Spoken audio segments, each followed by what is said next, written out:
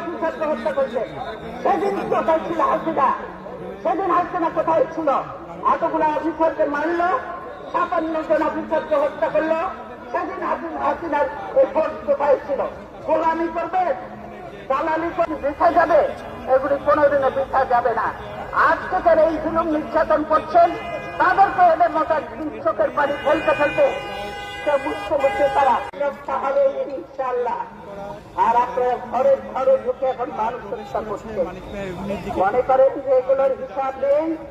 এই মানুষের অধিকারের জন্য সংগ্রাম করতে হয়, সেই সংগ্রামও আমরা